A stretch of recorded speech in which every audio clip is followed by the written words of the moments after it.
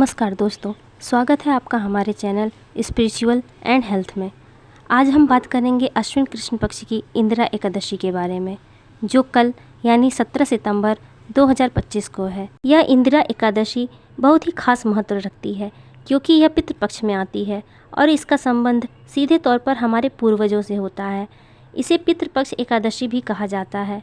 मान्यता है इस दिन व्रत और भगवान विष्णु की पूजा करने से पितृलोक में रहने वाले हमारे पूर्वजों को मुक्ति मिलती है और पितरों की आत्मा तृप्त होती है। इसके साथ साथ व्रत रखने वाले को पितरों का आशीर्वाद भी मिलता है। दर्शकों, पितृपक्ष वह समय है जब हम अपने पूर्वजों का श्राद्ध, तर्पण और पिंडदान करते हैं। शास्त्रों में कहा गया है कि पितरों के आशीर्वाद के बिना कोई भी कार्य सफल नहीं होता। इसलिए पितृपक्ष में आने वाली इंदिरा एकादशी का महत्व और भी बढ़ जाता है। इस व्रत को करने से पितृदोष से मुक्ति मिलती है और परिवार में सुख समृद्धि बनी रहती है। वीडियो में आगे बढ़ते हैं और जानते हैं कि इस एकादशी का शुभ मुहूर्त क्या है, कथा क्या है और पूजा विधि क्या है। लेकिन इससे पहले अगर आप हमारे चैनल को पहली बार देख रहे हैं तो इसे लाइक, सब्सक्राइब और कमेंट ज़रूर कीजिएगा, क्योंकि आपका एक लाइक और कमेंट हमारे लिए बहुत महत्वपूर्ण होता है, क्योंकि इससे हमें पता चलता है कि आपको हमारी वीडियो कैसी लगी। दर्शकों, यह व्रत 16 सितंबर को रात 12:21 से शुरू होकर 17 तारीख को रात्रि 11:39 तक रहेगा। ऐसे में उदय तिथि मानकर 17 तारीख को यह व्रत किया जाएगा और पारण किया जाएगा 18 तारीख को। अब जान लेते हैं इस व्रत की कथा क्या है। त्रेता युग में महिष्मती नगरी पर एक राजा इंद्रसेन शासन करते थे। वे बहुत धर्मात्मा और प्रजा के हितैषी थे। एक दिन देवर्षि नारद उनके दरबार में आए और बोले, हे राजन, आपके पिता यमलोक में कष्ट भोग रहे हैं। यह सुनकर राजा को बहुत दुख हुआ और उन्होंने नारद मुनि से अपने पिता की मुक्ति का उपाय पूछा। तब नारद मुनि ने कहा, यदि आप उनका उद्धार करना चाहते हैं तो आपको अश्विन कृष्ण पक्ष की इंदिरा एकादशी का व्रत करना होगा।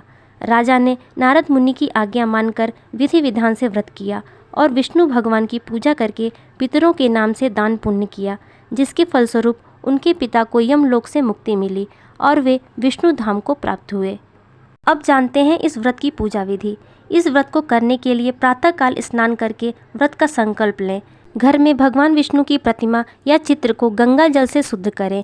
धूप, दीप, पुष्प, फल और तुलसी दल जरूर अर्पित करें और ओम नमो भगवते वासुदेवाय मंत्र का जाप करें।